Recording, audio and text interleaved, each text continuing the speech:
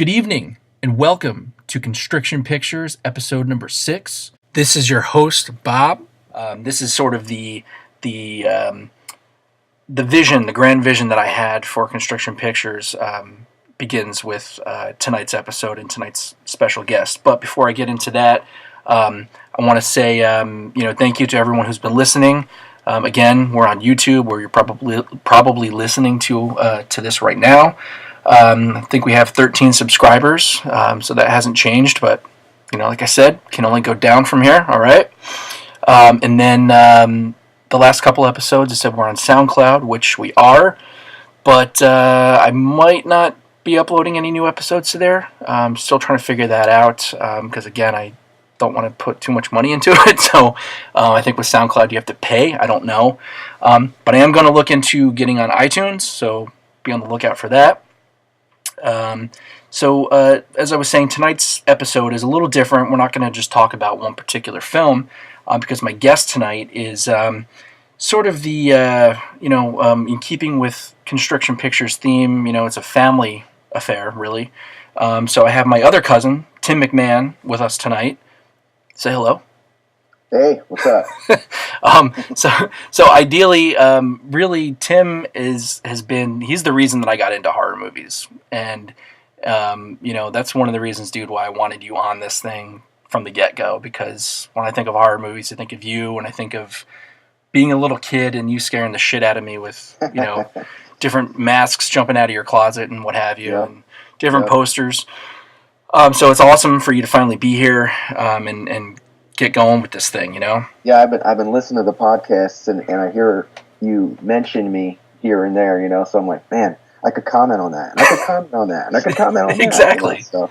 Well, it was funny too, because in the first episode, and I guess I can also name drop Ed here too, because I want Ed involved at some point as well. I mean, that would be the grand, the grand idea would be to have you and Ed on together with me, and just talk shop the whole time. I'm sure he'll be down. But, initially I didn't want to, name drop you guys just yet, just in case it didn't quite work out or something happened and we couldn't make it happen, but I'm glad we're doing it. So, yeah, I guess we'll just get going here. I guess we'll start at the beginning. What started it all for you with a love of horror movies?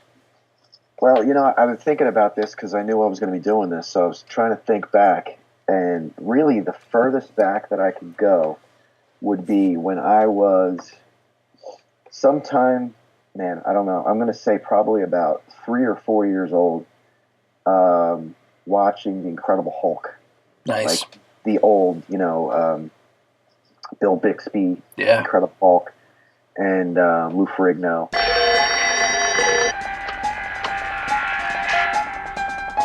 Dr. David Banner, physician, scientist, searching for a way to tap into the hidden strengths that all humans have. Then an accidental overdose of gamma radiation interacts with his unique body chemistry. And now when David Banner grows angry or outraged, a startling metamorphosis occurs.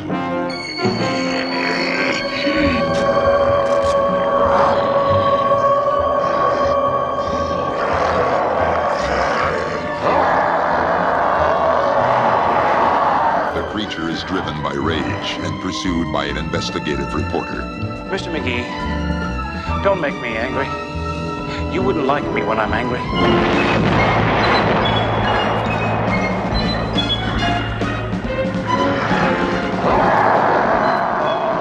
An accidental explosion took the life of a fellow scientist and supposedly David Banner as well. The reporter thinks the creature was responsible. I gave a description to all the law enforcement agencies. They got a warrant for murder out of him. A murder which David Banner can never prove he or the creature didn't commit. So he must let the world go on thinking that he too is dead, until he can find a way to control the raging spirit that dwells within him.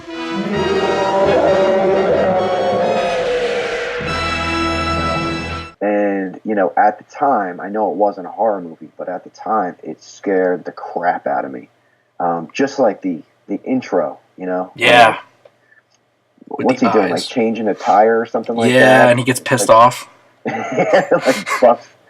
Yeah, and he just flips out, and his eyes change, and the lightning strikes, and I remember as being a little kid, again, I mean, it was at my first house that I was in. And I only lived there for like first 4 years of my life, so I had to be within 4 years old. And I remember, I mean, we could probably look and see when the Incredible Hulk started, like when it was on. But I remember, like, my parents would watch it, and it scared me so much I would hide behind the sofa, just during the beginning, the intro to the show. It would scare me so much. And then, like, once it came on and it started, and Bill Bixby was just this normal dude, and I'd be watching it and all into it. And then when he turned into the Incredible Hulk, it scared the crap out of me again, and I'd run back behind the sofa. And I don't know. I mean, that's as far as I can think back to being like scared watching, TV, whatever, monsters, stuff like that. Yeah. And I guess I was fascinated by it. I was probably too young to realize what even being fascinated by anything was, but for whatever reason, it grabbed me. And, even like, I can think back to like those little tiny like records that you'd get with like a tiny little like Fisher-Price record player. Mm-hmm. My parents would get me like, like Ghost Story ones. Yeah. And I remember having one that was like, I can't remember exactly what it was. I want to say it was something like Swamp Thing. But I just remember like really freaking creepy like story about a car like flying off the side of the road into a lake, and then like the guy like turns into like Swamp Thing. And I mean, being 4 or 5 years old, I mean, that scared the crap out of me. That's awesome. And I still have, the funny thing is, I still have that record. It's in my garage. Nice. It's something I've kind of always held on to. It's like a comic book. It came with like a 7-inch. You put it on your little Fisher-Price record player. But yeah, I remember that. And then, like, I also really remember, probably about 5, 6 years old, I had this book, and I really wish I could remember like the actual name of the book. But I remember having this like monster book, and it was all like early stuff, like mm-hmm. 30s, 40s, 50s. It probably went into the 60s, and that's it. So I imagine I probably got it in the 70s. But it was just like, black and white book, all these like up close pictures of, the Wolfman, all the Universal stuff. Nice. But beyond that, like stuff that I don't really even remember. I could just remember like the images, mm-hmm. and I remember like melting faces and like different kinds of like werewolves and stuff like that. And I would just sit there and stare at this book, and it would scare the shit out of me. But I would just keep looking at it, and just I guess I was just fascinated by it. I don't know why, but I just had this like attraction to it. I just kept looking at it, even though it scared me. And from there it just kept growing into King Kong, Godzilla. Yeah. Saturday mornings after the cartoons were over, you'd have there was always Godzilla movies coming on TV. Probably like Universal Monster stuff, Creature from the Black Lagoon. Yeah, good stuff. All the Dracula and Frankenstein and, all that kind of stuff. And then I think it I guess it kind of progressed into, I'm trying to think what was kind of like the next step after that, after King Kong and Godzilla. Did you ever get into Famous Monsters? You know what else? Another one was what was it called, Night Gallery? Oh yeah. Right?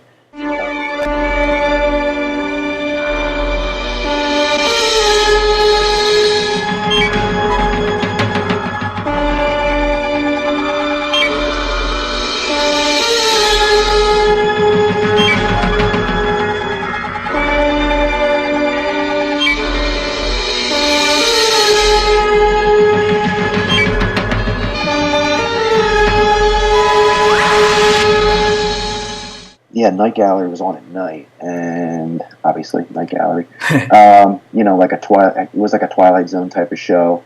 I'm imagining that it was on in the 70s. Yeah, it was in the early 70s. It probably, you probably saw it in repeats. I probably did. I mean, yeah, I'm guessing I started seeing that stuff probably in the very late 70s. Yeah.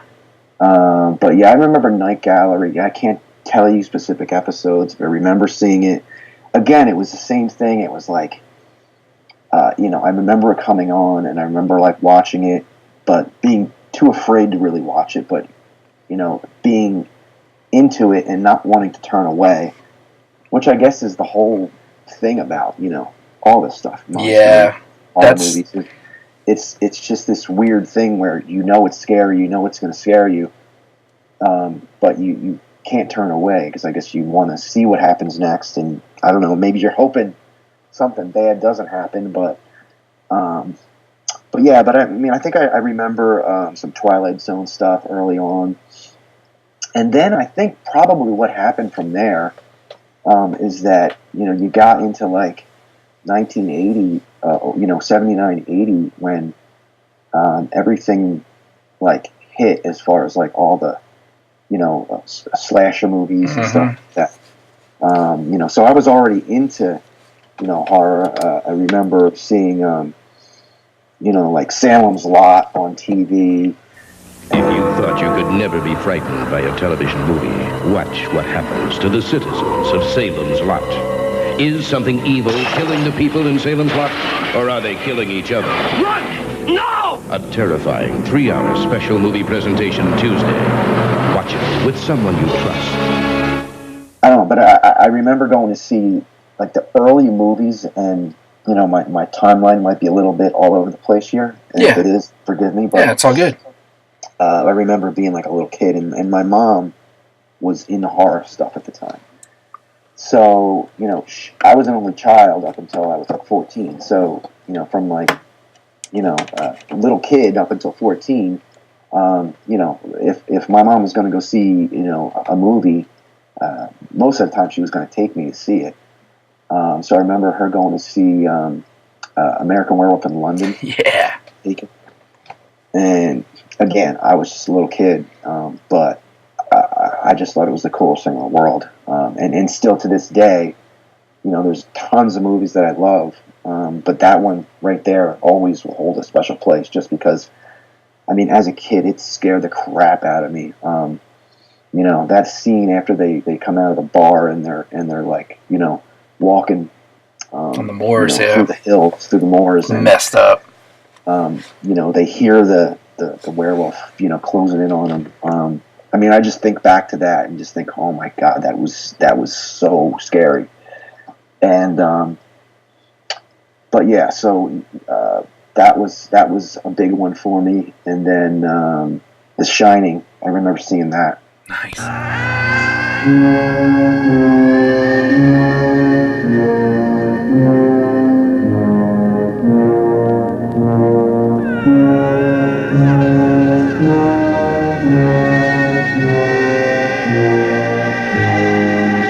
The Shining, a masterpiece of modern horror, directed by Stanley Kubrick, starring Jack Nicholson and Shelley Duvall, rated R, opens Friday, June 13. Check newspapers for local listings. Do you remember if it had the original ending on it? As far as I can remember, but again, yeah, what year was that? 1980? 80, yeah. 80? Yeah. I was only 6 years old. Yeah. So I don't know. From what I can remember, what was the original ending? Well, the original ending had freezing at the end. Yeah, the original ending actually had Wendy and Danny in the hospital, and the caretaker, the guy that he had went to interview for the job in the beginning, he came to visit them and was checking up on them. And then at the very end, he was walking out, and then he turns around and throws this yellow ball, I think it was a yellow ball, to Danny, like, oh, hey, I got something for you, Doc, and throws it at him, and it was the ball that he was playing with in the hotel all along. So it kind of hinted that, something was up, maybe he was involved, or maybe he was a spirit or something. And apparently Kubrick didn't like that sort of coda for the movie, so he literally, like, after a week of release, went in and like had theater owners like hack that part out of the movie, and then he like put out another print to basically get rid of that. And the interesting thing, there's photos of that ending, that of them sitting in the hospital bed and everything. But I just saw somewhere on Facebook that there was a print of the film that appeared on eBay that apparently had that original ending in it, which is obviously super rare because, according to legend, Kubrick actually burned everything that was cut out of the film. But everybody's like, "Oh my God, this is amazing! Some company has to get a hold of this and remaster it." It's not on any of the like Blu-rays or anything. No, it's never. They've never. I mean, people, and I kind of started to go down the rabbit hole on it one night on the internet, just kind of looking on different chat boards and stuff and Facebook groups, and there's people that claim to remember seeing that image or seeing that ending in the theater, and some of the accounts are different. And I guess that's not unheard of because, take even a movie like Last House on the Left, there was different versions of it because, projectionists would cut stuff out, or if there was print damage, But with The Shining, that movie was only out for like literally a week when he decided it was time to change that ending. So, I don't know, but I'm gonna guess that I didn't see that ending. It doesn't sound familiar. But again, I was 6 years old, so it could have happened. Yeah. But, I don't remember being, going to the movies like as soon as it released. Sure. You know what I mean? Like, I don't know that my mom would go to the movies as soon as something was released. She could have. I have no idea, but I'm going to guess probably not. Man, it's funny too. One of the things that I remember from being a little kid and coming over to your house, the Glenmar house, obviously, like I said earlier, you jumping out of your closet with different Halloween masks on scared the shit out of me. And I remember vaguely seeing... But you weren't the only one I did that to. You did that to David too, right? My other cousin David. And then I had his friend Chris, who was actually my age. Yeah. And I used to do it to him. I mean, he'd come over with his dad, and his dad was friends with my dad. And they'd be in the living room, and then he'd want to come in my room, and I'd go in my room, I'd shut the door, and he'd be like knocking on the door, like... Tim, let me come in. And I'd go in the closet and I'd put masks on, and then I'd say, okay, come in. And then he'd open the door and he'd be like, where are you? And then I'd slam open the closet door with this mask on. And this was a kid who was my age. It wasn't like, you who were a few years younger than me. Yeah. He'd run out of the room screaming, looking for his father, like, oh my God, he's going to kill me. I vaguely remember that too, like you doing that with the door and me coming in and looking for you. Yeah. But, I was a cruel kid. I really Oh, no, dude, it's made me who I am. I appreciate it. But, I remember too my mom saying, like, when her and my dad were dating and they were coming around, to visit your parents and stuff, and how you would always show her like your Fangorias or some of your masks and stuff. And my parents, when they were dating, they went and saw Friday the 13th. They saw Dawn of the Dead. They saw Silent Scream. And the cool thing about Silent Scream, which I'd love to do an episode on that. Do you ever see that movie, Silent Scream? No, I'm not familiar with that one. 79, I think is when it came out. 79, 80, and it had been shot, I think, a year or two prior, and they kind of re-edited it and shot some new footage, to finish the film. But Barbara Steele is in it, and she's living in an attic or something in this boarding house, and she would come down and kill people, like and so my mom was like, yeah, we went and saw this movie Silent Scream, and it's about this woman that comes out of the attic to kill people. And she's like, first thing that I did when I got home after your dad dropped me off was I went upstairs and checked the attic, to make sure nobody was up there. And of course, that apartment was the apartment I grew up in, and the attic was literally the attic door and stairs was right across from my bedroom. So that doubly scared the shit out of me. But I was like, man, I need to see this movie. This sounds incredible, But now, do you remember any standout toys? I mean, we're talking about the masks and stuff, but did you have any standout toys? And I remember there was some sort of thing that you might have actually given me, and I'm totally blanking on the name, but it was a big green monster that had like an orange belt, and you could squish him, and then you like hit the thing, and then he would like go back to his regular shape. And it's actually in Creepshow. It's on the kid's shelf in Creepshow. Really? And I think for whatever reason, just to think about like some of the toys that I had when I was a kid. I mean, well, another movie that I didn't mention, but I was totally obsessed with was Jaws, of course. Yeah.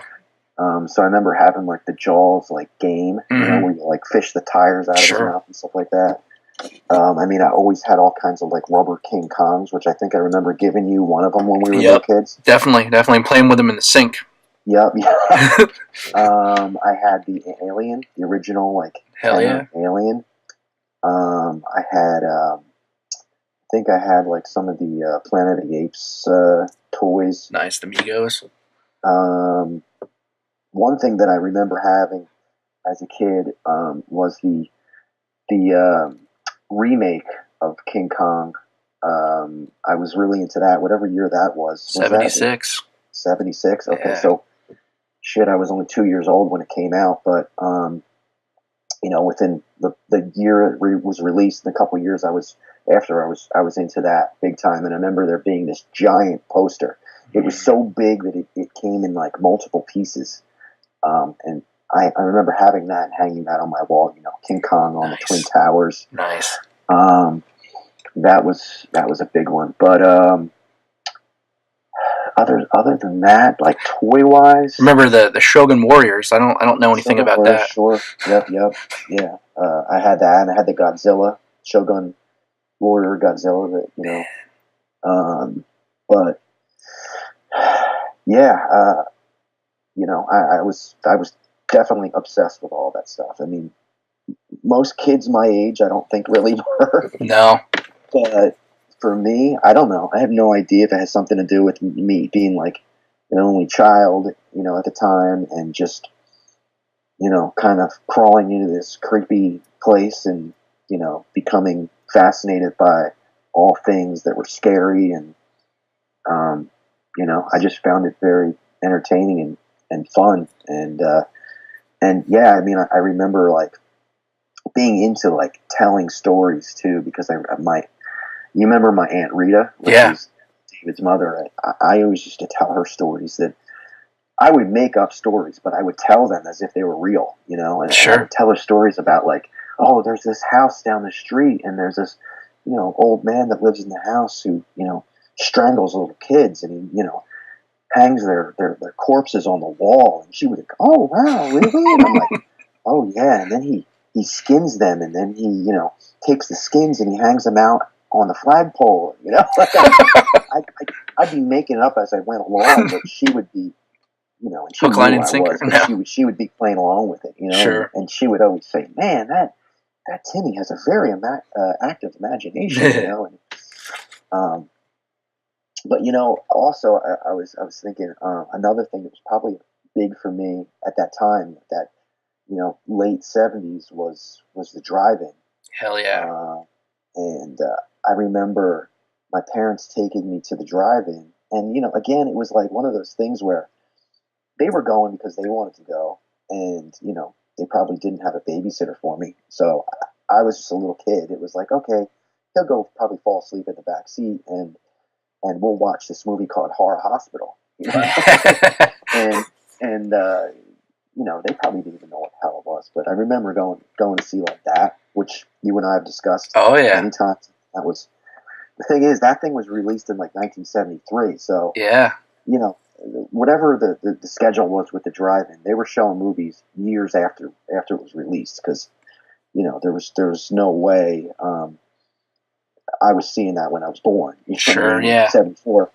So I'm guessing within the next few years they were probably still showing that in the drive-in. Yeah, it's probably a double feature B picture. Yeah, I do remember like Texas Chainsaw Massacre. I remember hearing the name and just like, oh my god. I mean, because, you know, a lot of movies have names that, you know, don't say exactly what they are. You know what I mean? Like Friday the 13th, you don't really know what's going to happen there. But when you hear Texas Chainsaw Massacre, you go, wow, okay, well, I know what this movie's all about. Yeah, you know what for sure. You know what you're getting yourself into. So, you know, I remember being a little kid and going to the drive-in and my parents seeing that. Holy shit. You know, I don't remember the whole movie. I just remember bits and pieces, you know what I mean? But just thinking, my God, does it get any, like, crazier than this, you know? Yeah.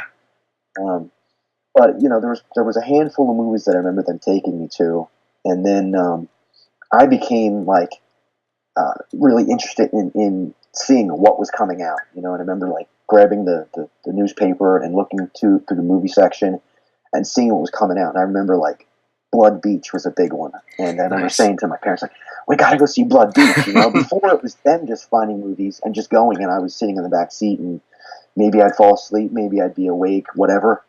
But then it got to a point where it was like I was actually seeking these movies out and telling them, like, I want to see this, I want to see that, you know? And I think probably at that point when I was really making it a point to see these kind of movies, they were like, maybe we shouldn't take it. Yeah, they're rethinking it. Maybe, because I remember, like, you know, the first Friday the 13th came out, and I remember my mom did not take me to see that. Like, she went to go see it with a friend, and I remember being like, oh my God, tell me all about that, you know, and she didn't really want to talk about it with me, you know, and I didn't understand why, because, you know, I went to go see, you know, all these other movies, but again, you get to a point where you go, oh wow, this stuff is like sinking in their heads now, you know? Yeah. So maybe we should kind of backpedal a little bit and not expose them to all this stuff, but maybe not, I don't know, I couldn't tell you exactly what they were thinking. It's funny though, because being a parent now, I remember, like, you know, with my first son, with Trevor, you know, we did the same thing. It's like there was a movie came out that we wanted to see. We took him. You know, we would take him, and you would just think like, well, you know, he's too little to even know what's going on. You know what I mean? Yeah. And I remember, what was it? Texas Chainsaw, beginning. Texas Chainsaw. Is that what it was? Why, did you come with us? Yeah. I thought it was hilarious that we brought him. And we walk in there with, I mean, you know, Trevor was just a little baby, you know what I mean? And I remember walking in and feeling kind of guilty about it, and people, like, looking at us like, what are you doing? You know, like, we were that family. It was awesome. You know, I saw this stuff when I was a little kid, and I turned out okay. You know? So I just thought, what do I got to worry about? Yeah. But, you know, I remember my mom telling me, it was funny, because I'd say, you know, oh, we're going to movies, and she'd be like, well, why don't you just drop Trevor off here? And I'm like, no, he's fine. She's like, I don't think you should have him see me. I'm thinking to myself, do you know what you've had me see? You know, like, I sat there and watched The Shining with you in the movies and watched that old naked lady come out of the bathtub, and it freaked me out and scarred me probably for life. You know, you know, the list goes on and on and on. Sure. You know, all the movies I saw as a little kid, but you know, it's funny too that you say that, because I remember, you know, I would always watch this stuff with my parents, and I remember watching Creepshow with mom and dad sitting on the couch, and that may have even been the first horror movie I saw. But I remember I would hide behind my dad when Fluffy would come out of the crate, or when the Nathan Grantham zombie would come up out of the ground in the Father's Day episode, right. And you know, I was terrified, man. I'd be back there closing my eyes as tight as I could, plugging my ears, but it was fun as shit, you know? And yeah, absolutely. Then my dad and I would watch all these, like, behind the scenes things, so we knew that it was fake, you know? And I think I was, you know, to a certain extent, I was interested in that, maybe in the special effects or just the make-believe aspect of it, you know? Yeah. And I remember there was one movie that my parents actually, mom specifically, actually made me take the video back. I went over, and it wasn't even from a video store. It was from our local general store, which is called Heaters in Frenchtown. And they started renting videos, and they had the Toxic Avenger. And I remember, I think I remember seeing the trailer for that in the Fangoria's Weekend of Horrors documentary. And I was like, man, I got to see this movie. And I brought it home. What year did that come out? The Toxic Avenger? 87 or something like that? I think it was made in 84. Oh my God, really? Yeah, 84. But then I think it came out in video in 86, and I'm sure some listener will correct me on that. But I remember, you know, bringing the video home. This was definitely in the early 90s. And sitting down, and I remember it clear as day, sitting on the couch, mom to one side, dad in his chair, broad daylight, you know, watching. I started up Toxic Avenger, and literally in the beginning, I think the credits had just ended, and there was already nudity. And mom was like, "Hell no," you know, and made me take it out. made me walk my ass back down the block to take it back, and I was like, oh, okay, that's how it is, But that was the only real incident. But then, it's funny too what you said about the fascination with this stuff and starting to sink in. And I don't think it ever got to that point with me where, questions were raised. Certainly not from my parents, but I remember, when I got into Friday the 13th, especially because I was really into, Nightmare on Elm Street as a little kid. And then when I finally jumped ship and became a Friday fan, people started to kind of raise their eyebrows. I remember my babysitter used to say I was going to grow up to be a serial killer, which that's encouraging, Right. But then the best part was my 6th grade teacher, I think, was actually scared of me for like my drawings of Jason, or I remember in one notebook I drew like all the kills from Friday the 13th, and they weren't masterpieces, they were little doodles, but whatever. Yeah, I think I kept all that hidden in school. I certainly didn't. To my family. Yeah. I remember talking about it with my aunts and uncles and my cousins and stuff like that. But but I when I went to school, I don't recall doing anything like. I don't recall drawing any pictures of alligator eating somebody up or anything like that. That was another movie I loved too. It's the best. Alligator. Best. Hell yeah. Grizzly, there was that whole string of crazy animals attack type of movies. Yeah. That happened when I was a kid. All spawning from Jaws, I'm sure. Of course. Piranha, that was another huge one. The best.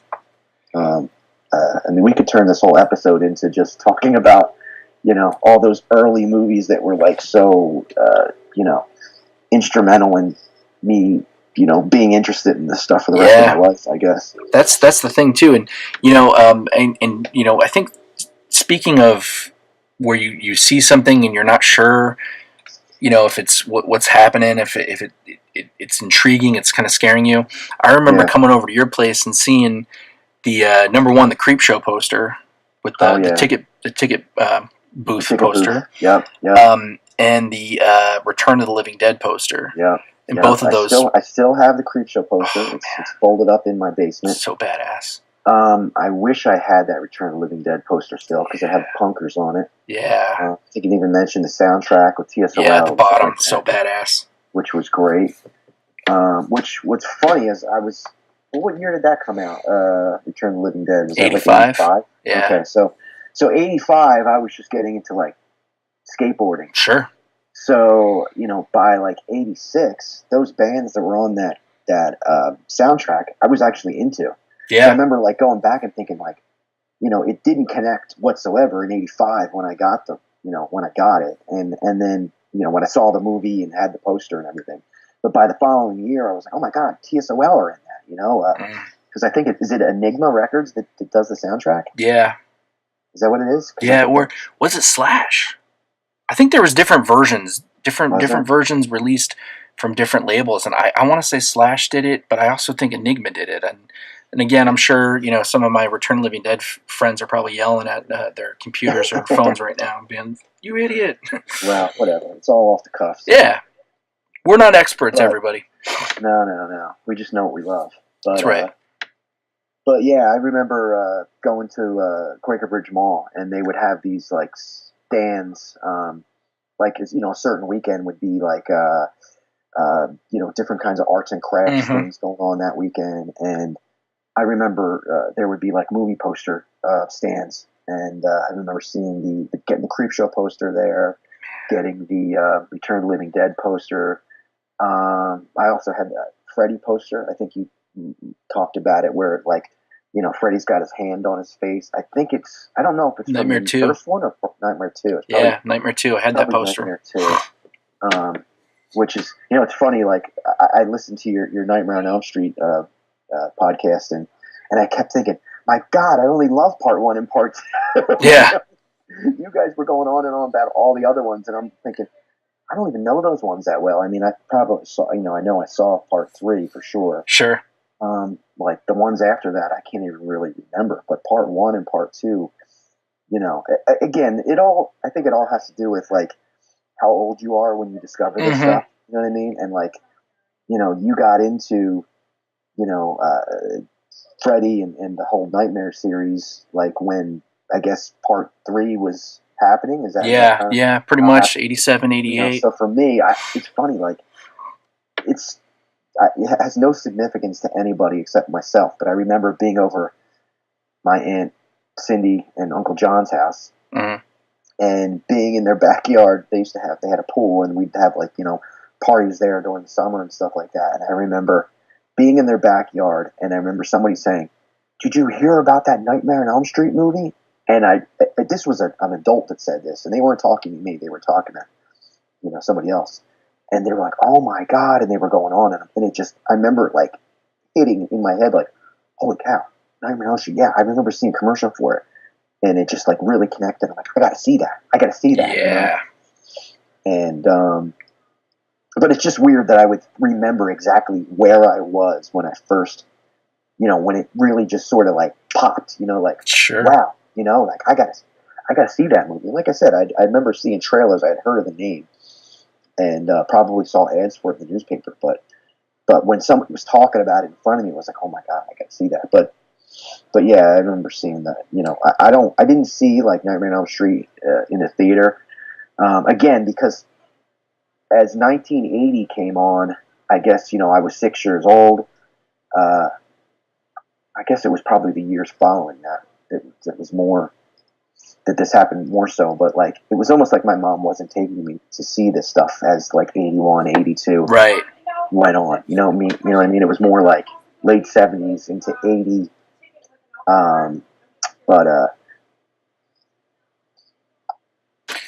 It's funny too that you say that about Nightmare with the first time you heard it, and I'm going to kind of segue into the next segment too here. Yeah. But there's a little film that you introduced me to that I think has, I think it's safe to say, pretty much changed my life. And yeah, it did, huh?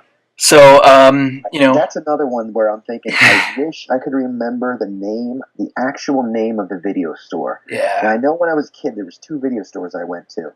One of them was West Coast Video, but I think that might have been the second video store. But that first video store that I remember getting Dawn of the Dead from, which, not to jump, I know that get to, but that video store, I remember going to it. I mean, this is like right when the whole like VCRs, everybody was getting VCRs. Boom, yeah. And video stores were popping up all over the place, and it was just a small, independent video store. I just can't remember the name of it. But I remember going in, and really the only thing I could tell you about this video store was the horror section. It's like the only thing that I remember. The best part. I would always go to, and look through. And there was always all these movies that I'd never heard of, but I would make judgments on them on the covers. Hell yeah. Anytime I go to the movies, go to the video store with my mom, I would never look at anything else. All the other kids are going to look at, the cartoons or, the action movies or whatever.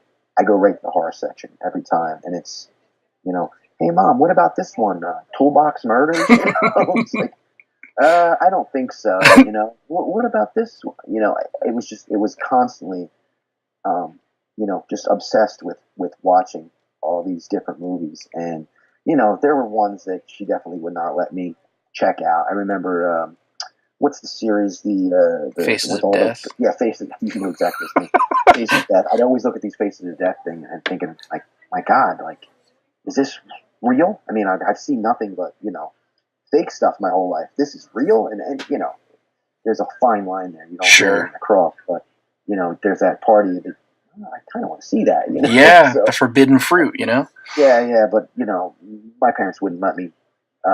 They would not rent it for me. Yeah. But eventually I got my own card, and, I'd go down there. This is probably getting a little bit later on. This is probably getting into, like, the mid-'80s, 85, 86. And I'd go down there and I'd rent stuff, So, I'd start discovering stuff. So that's how I discovered Dawn of the Dead. I mean, I remember Night of the Living Dead, being on TV as a kid. But, Dawn of the Dead, I just remember seeing the video cover and thinking, like, oh, that looks kind of cool, So whatever, I rented it, and And to be quite honest with you, Bob, I probably didn't even put that much into it, other than like, wow, this was cool, Yeah. And then when you came over, you know what? I come to think of it, I think I probably had like an issue of Fango that had a story about it. And the one image that always sticks in my head is, and you'll know the guy's name, but the one guy he's chopped in half and looks like he's got a pizza sitting on his stomach. Tasso. Right, the zombies. The bikers, yeah. And I think I had like a Fango or something like that, where they're like, "Oh, look at that delicious pizza." Does that sound familiar to you? Yeah. I can't place the exact Fango, but that image, that was definitely, I think, one of the Catherine Colbert images, and I think it was also in the paperback of the book of the movie as well. So for anybody who's listened to this and doesn't know what the hell we're talking about, there's a scene where this guy's ripped in half, and just the effects. It's supposed to be his body cut in half, but it almost appears that it's like a pizza laying on his. Yeah. I don't know. Maybe if I go back and look at it now, it doesn't look so much like a pizza, but it certainly did in that issue of Fango or whatever that was. Yeah. It said that. But anyway, I remember like thinking, so you were coming over, and I must have just thought, man, I'm going to go for the goriest freaking video that I could possibly find. I don't want to get something that's just scary. Yeah. You know what I mean? That's just, not enough. It's got to be like just completely just a gore fest. And so I remember like I had seen it, and I remember that, like I said, that picture of the guy cut in half and zombies just ripping people apart and everything. And then wait a minute, you know what? Is that Dawn of the Dead or is that Day of the Dead where the guy's cut in half like that? Well, I mean, yeah. Now that I'm thinking about it, it might have been Day of the Dead where the pizza scene. Yeah, I mean, Joe Pilato, Captain Rhodes gets his legs ripped off, and they drag his shit down the hall, and he's got his guts. That's Dawn. That's Day. But in Dawn, I mean, Tasso does get ripped up. He's the biker with the sledgehammer. Yeah, at the end. It's that. I think it's Day of the Dead that I'm thinking of, not Dawn, because I think it's they're underground. Yeah, that would be Day for sure. And isn't he like an asshole? The guy. Oh, he's a total asshole. So he gets what he deserves. I mean, but he's even still talking shit after he gets his legs ripped off. He's like, "Choke on him!" as they're dragging him away. I am almost positive of that. But anyway. Yeah. Not that it really matters, but I remember just thinking like this is a total gore fest. And so, how old were you at that point? Oh God, I mean, so I've teetered between 4 and 5. I'm thinking it was more 5 because I remember going out to Phoenix to visit Lowlife. Yeah. And the family, and I remember going to a video store out there, and we ended up renting Silver Bullet. So, and this was '86. This, I believe, was my first visit out to Phoenix to visit everybody. And I remember getting Silver Bullet and being terrified by that. But I distinctly remember the Dawn of the Dead video poster in the window of that video store. And I mean, it's one of those images that, with the 3 images of Roger, the zombie Roger. Spoilers if you haven't seen Dawn of the Dead, folks. But that just stuck in my mind. And then I remember coming over to your house, and this might have been, I don't remember why I was sleeping over. Mm-hmm. But I love that because, I didn't, obviously being an only child as well, you're like the older brother I never had. So, I mean, you could have, if you were so influential on me, if you had, said, here, smoke cigarettes, I probably would have done it, So it was like I wanted to do everything you did, And then I remember you had Dawn of the Dead, and you said to me, you're like, hey, it's got the monsters from Thriller in it. And obviously, folks, if you were a kid in the 80s, Michael Jackson was pretty much it, and Thriller was it, It's funny. I don't mean to interrupt you, but when you were talking about, you mentioned this in another podcast, and I just remember thinking, my God, like the planets aligned for me when Thriller came out, because like pretty much every kid at that age in that time period, I was obsessed with Michael Jackson, and then when the video for Thriller came out, it was like, oh, Michael Jackson's new video's coming out. We didn't know what it was going to be, right? But it was like, it was a big deal. It was going to be a 15-minute video. They were going to debut it on MTV. I mean, like, families literally gathered around the TV to see this because there was nobody bigger than Michael Jackson at the time. And, like I said, I was just so obsessed with Michael Jackson. I just thought he was the freaking greatest thing. And I remember the debut and sitting there and, like, watching it. And I'm like, oh, my God, like, Michael Jackson's turning into a werewolf. Yeah. I'm like, holy crap, where's this going? Yeah. And then next thing you know, they're in a movie theater, and he just said, sitting there. And then, just watching that, I just like thought, my God, like I said, like the planets have aligned. I mean, my love for horror movies and my love for Michael Jackson, it's all combining into one, Yeah. This is crazy, not to mention that I, like I told you before, I loved American Werewolf in London, you know what I mean? Yep. So, being that, that special effects and directing and everything was all done, by him, Yeah. it was just such a perfect meeting. Well, speaking of perfect meetings too, after the whole Dawn of the Dead thing, and I got into that, and I was kind of gung ho, and I think I, fast forward after that first viewing, and it stuck with me, and then, somewhere in, I think it was probably 92, 93 when I, finally revisited the movie and scared the shit out of me, but I was like, man, this is it. This is what I, this is my destiny. I remember going, and that was also at the time when I was really getting into Metallica, and going into, whatever grocery store and looking through the magazine section, and there was a special magazine about Metallica. Yeah. And in the corner in the bottom, and I was still learning about the band, so I was like, oh man. And there was a photo of Cliff Burton with the Dawn of the Dead t-shirt. I'm like, holy shit. I'm like, my two loves combined. All right. Yeah, true. I was like, this is it. But I remember, so that first screening or first viewing of Dawn, I remember, laying there on the living room floor in your parents' house watching this, and I, remember key images, and I've talked about this with lots of people, like certain images were burned into my psyche from that viewing. And I mean, literally from, Roger doing his, karate kicks. I didn't know what his name was. I called him Karate Guy, right? And it's funny as you're saying this. What if instead of this movie, like the first movie I ever showed you was like Flash Gordon or something? Oh my God, I don't know, man. Like where could things have gone? Or God forbid, a musical, right? Yeah, right. Holy shit! But right? But I remember music. Oh my God, forget that. But I remember too, and especially at the end when, and again, spoiler alert, everybody, if you haven't seen Dawn of the Dead, what are you doing listening to Constriction Pictures? But when Flyboy comes out of the elevator as the zombie, and he's got his gun on his finger, and that image, I mean, literally that shot, that low angle shot of him stumbling out of the elevator, I remember that verbatim, when I was little. Yeah. And I mean, that scared the hell out of me, but it was also cool. And and that's the thing. And I think with all this horror stuff, it just looks cool, Yeah, and absolutely. Even with the video store stuff, what you were just saying too, I would go to, let's see, I remember the first video store I went into, I went with my friend Chris and his dad. He had to go return something. I didn't even know what a video store was. But I walked in there, and it was actually in Frenchtown. There used to be the Frenchtown Pharmacy, and they would rent videos, and I think there was actually where the pharmacy used to be, or still is. I don't know. I haven't been home in a while. There was also a video store in that building, and I remember going in there with Chris and his dad, and I remember there was a display for Nightmare on Elm Street 3, I believe. It was either 3 or 4, so this would have been 87, 88.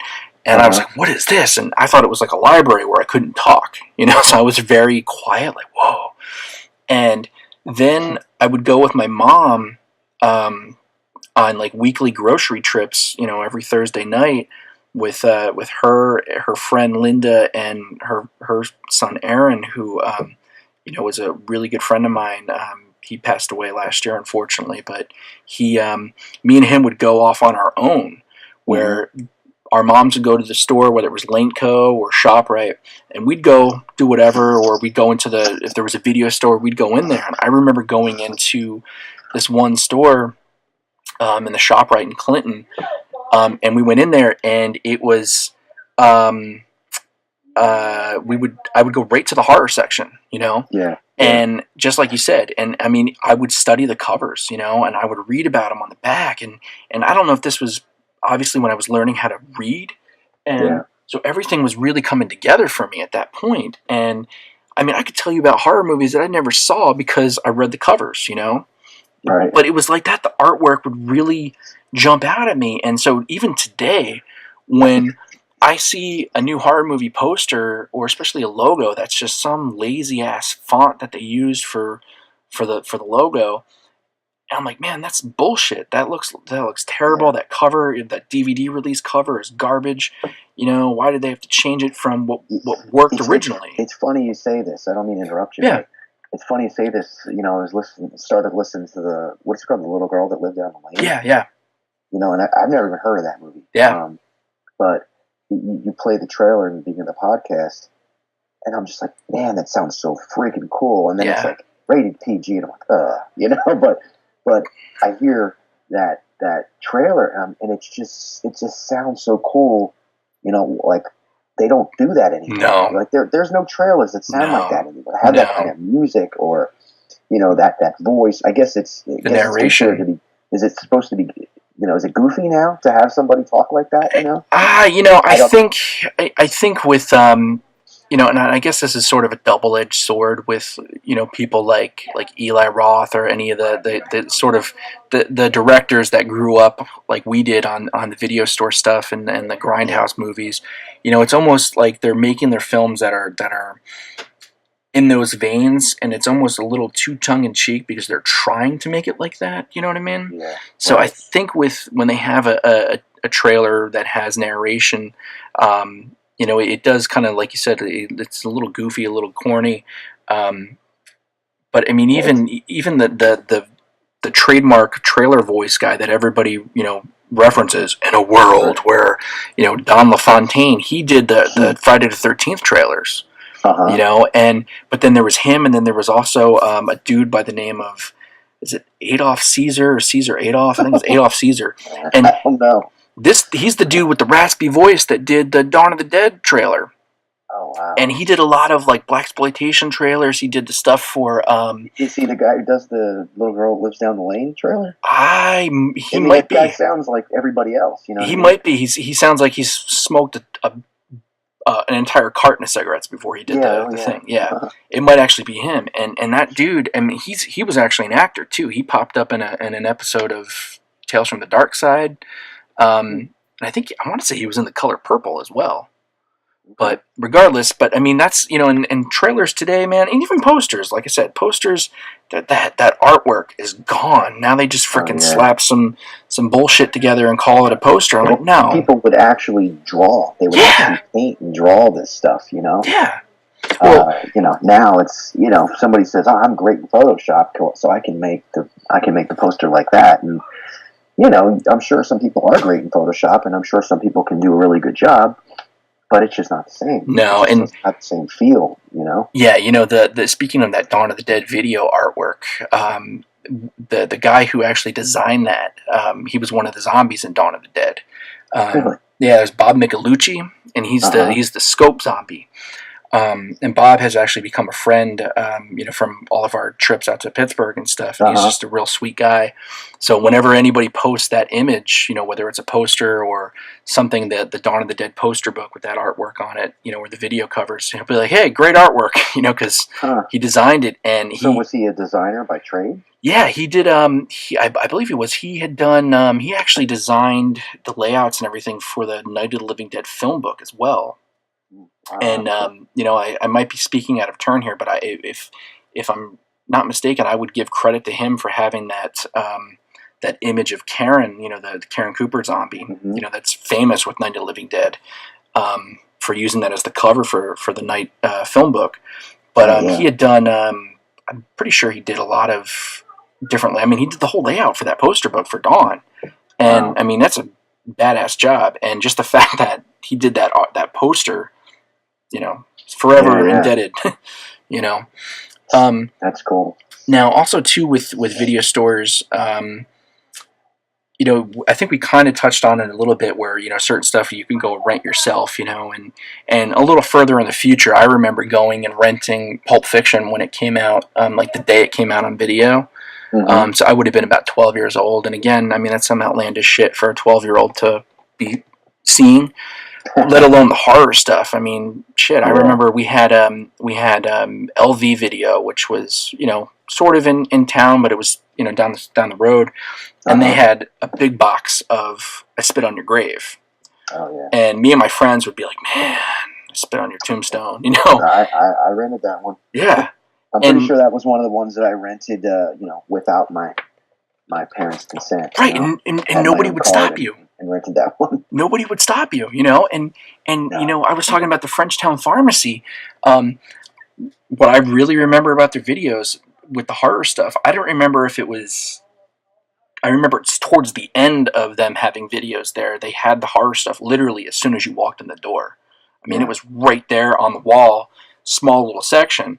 But I do remember as a kid, maybe at one point they had their stuff in the middle, because I know they had like a big rack in the middle of the store where they had all the videos, but the horror stuff, I would go right to it.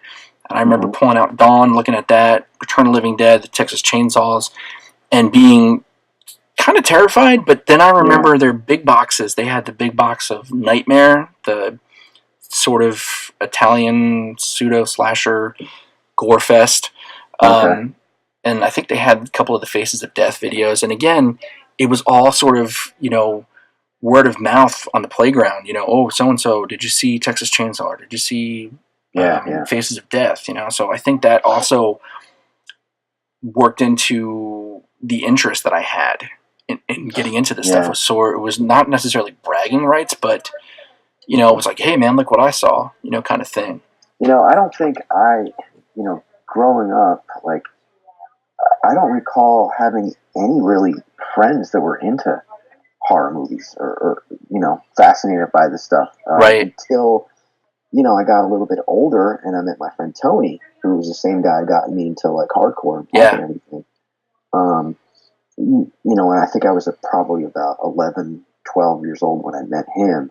And, that was like prime time for having your own video store card and going out and renting videos. So like, he was into, horror movies, I guess, to some extent, gore and stuff like that. And like, I didn't even really realize gore was a thing, and, right. And, he had like, like zines and magazines, like, what was there one called, like Gore Zone or something like that? Yeah, Gore Zone was in the late 80s, yep. Okay, so, I remember, like, just that stuff existing and being like, gore? Like, I just knew it as, people getting cut up and guts falling. I didn't know there was a name for it, but, but he was like, yeah, let's go check out gore. I remember because Tony did a fanzine called Eye for an Eye. And, like, I think right on the cover he wrote, Gore Rules, just for the hell of it. And, we'd go to the video store and just look for, like, the goriest possible, videos, that we could find. And, sure. Not that this one was necessarily a super gore movie, but I remember seeing Clockwork Orange. Yeah. And, like, that was a movie that I had heard about. I actually really remember saying to my mom, like, oh, I want to rent this. And she was like, no, you can't rent that movie. I was like, oh, okay, which made me only want to rent it even more. Of course, naturally. So, eventually I went back to the video store with Tony and we rented Clockwork Orange. And then I realized why she probably didn't want me to watch it, but, it was a great movie. Not necessarily a horror movie, but anyway. But yeah, there was so many of those type of movies just that we had the ability to rent because I had the card. And yeah, like you said, people just didn't care. They just didn't check. It's funny because like I'm thinking about like when I was probably about 12 years old, hanging out with one of my friends, who's also 12 years old. He says, "Oh, I'm going to go to the store and buy cigarettes." And I'm thinking, why? And he's like, just because. I remember like walking into the store with him, and he was a 12-year-old kid. He just bought cigarettes. Man alive. Where's the connection here? It's just, walking into a video store and just getting, I Spit on Your Grave. Yeah. Just because you could. 12-year-old kid. I guess that there was just things were just looser back then. I don't know. You know, it was a different day and age, and probably the video store clerks weren't concerned about getting in trouble. You know, just like the guy who owned the deli wasn't concerned about, you know, getting in trouble for selling cigarettes to a little kid. You know, it was just like, oh yeah, I can make $3 off of you, sure. You know, of course. you know, yeah. There just wasn't the kind of backlash that there was, you know, in years to come. No, and that's the thing where I think I kind of pity, or not pity, but I feel bad for the kids today because they don't have that. They don't, you know, you touched on it a little bit with earlier talking about how the horror films would be shown on TV, you know, on a Sunday afternoon or Saturday afternoon. And I was thinking about that too. Like, you know, here in Chicago, there's Svengoolie, and he still does stuff where he shows, you know, the movies and stuff. But, you know, today, I mean, they're butchered to, you know, for censorship and stuff. But back then, it was like they would show stuff. Like, I remember watching Phantasm for the first time on the old Channel 9 out of New York that, you know, Stern's original TV series was on. Sure. And I can't remember for the life of me what the host's name was, but he was like this crazy mad doctor, and he played the movie. But even the Joe Bob Briggs stuff from TNT, Monster Vision, I mean, that stuff's not around anymore. And, you know, it's like kids don't know what that is. And that was a way for a lot of us to see this stuff. You know what it was? It was just like it was a Friday night or a Saturday night. Yeah. It was a party. Yeah. It was, man. It was like, you know, go get a bottle of Jolt, sit down, put on what's showing tonight. You know? And, you know, whether I had friends over or I didn't have friends over, it was like the introduction into the weekend, you know? Yeah. Let's have a blast tonight and watch some crazy, scary horror movie and, you know, and fall asleep at 2:00 in the morning, you know? Yeah. I was thinking about it. I did have, USA Network had Saturday Nightmares, and they would show, and I found like some of the promos and bumpers and stuff on YouTube for that, and they would show a lot of the obviously USA Up All Night as well. They would show the Friday the 13th. What's that girl's name? Rhonda Shear. Rhonda Shear, yeah, right? Yep, and Gilbert Godfrey, and then there was Captain, was it Commander USA? I believe is his name. He was like in a unitard that was like American colors, and he lived like in the basement of this mall or something. I don't know if I remember that one. But Captain USA, shit. A good friend of mine is gonna, you know, yell at me for that, for missing that guy's name. But who was that guy that used to be on like Saturday morning? His name was like Jim Goodbody or something. Slim Goodbody. Slim Goodbody. Yes, I remember that dude. Had the afro and the it was supposed to be like see-through clothing, which was all like his guts and stuff. Yeah, I remember watching that shit actually in elementary school with the class that Lee Gosling and Erica Schaefer were in. To bring everything full circle. Oh my God. That's a, you know, another thing too I want to get into, just real quick to clear up some myth here. And I'm sure for our listeners, when they go to search Constriction Pictures, like, what the hell is Constriction Pictures? What does it have to do with horror movies? You know? So like, I'm like, should I change it to Constriction Pictures : a horror podcast? Actually try to explain this a little bit in one episode? I probably did. You never really hit on what. Yeah. I had intention of doing it, and I was going through this the other day too. I was kind of rattling off some of the various nicknames you've bestowed on me over the years. Yeah. But Constriction, for those out there who don't know, it. What's that? You want me to explain it? I mean, how far are you going back? Well, I mean, it's simple. It's just your name's Bob O'Rourke. Yeah. So, yeah. So I think at some point, I don't know if it was me. I want to say it was probably my dad just started calling you Bo. Yeah. Is that possible? Yeah. That's where it came. So my dad just called you Bo, and I just thought that was funny. And because my dad's nickname is Bo. Yeah, no. Which his name was not Bob Bo. Right? But anyway, so he called you Bo. I remember like you coming over as a little kid, like, hey, what's up, Bo? You know, stuff like that. And then somehow Bo turned into Boa. Before that it was B.O. B.O. B.O. body odor, you know. And but then it became B.O. Ferox. Yeah, well, I think that was because you were always talking about Cannibal Ferox. Yeah. I just thought that was funny. It was a funny collection of words. Oh, it's incredible. Throw it together and call you B.O. Ferox. Feroxian YouTubes. Yeah, and Feroxian Youth Choir. Sweet Boa. Yeah. But yeah, so somehow or another, well, it's real easy to connect the dots. Boa turned into Boa, and Boa turned into Boa Constrictor, and and then then you got people like Ed that just call you Constrictor. But I remember the exact moment. I tried to find this if I actually said it. So that first Hands Tied show I went to. For those of you out there who don't know, Tim, he mentioned, he's into hardcore and everything. He's done a few bands, and one of those bands was Hands Tied.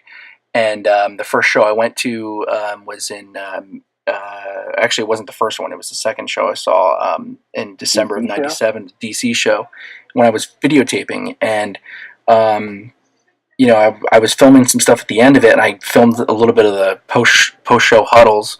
Mm-hmm. And somebody was like, "Oh, are you making like a rockumentary?" And I was like, "Yeah, it's going to be a documentary." And somewhere along there, maybe after that, or maybe it was one of the Mouthpiece reunion shows in 2000, mm-hmm. I said something that's going to be a Constriction picture. And so that's how far back it goes, to either 97 or 2000. And I just kind of kept that, I wasn't sure if you were the one that connected Constriction to picture and made it your thing. I think you probably were. Yeah, because I remember, in high school, like when I would write screenplays, when I still wanted to, make films, I remember writing, Constriction Pictures Presents or, Constriction Picture Productions, and it just stuck. At some point when you were going to Rutgers, you would give me these like stories that you would write, and I believe it even said Constriction Pictures right on it. Probably, yeah. So there you go, folks. That explains the mystery of Constriction Pictures and why this podcast and the blog before it are known as Constriction Pictures. But yeah, that's it's just because we're giant goofballs. Pretty much. It's really bottom line. Now, off the top of your head, pop quiz, mm-hmm. Top 5 horror movies. Start with the 5th one down to the number 1. Oh man, shit. There's 3 that are like definite, and then there's like 2 that kind of always float around, that kind of could change easily. Sure. But just for the sake of off my head, right now, I'll say American Werewolf in London 5. I'll say Shining 4. I'll say Texas Chainsaw 3. I'll say Friday the 13th 2 and Halloween 1. Hell yeah. But it like I said, it could change. I mean, there's been days where I'm just like, oh my god, Night of the Living Dead is one of the best movies ever made. You know what I mean? Like, I could say Jaws is one of my top 5 favorite movies of all time. There's been times I've watched. I don't know. I don't know. I could go on and on. Yeah. Like Christine. I loved Christine. As a kid. The Thing. Like a lot of those John Carpenter movies. But anyway, so yes, off the top of my head, I'll just go with those 5 right there. Very nice, very nice. And the thing is, when I say Friday the 13th,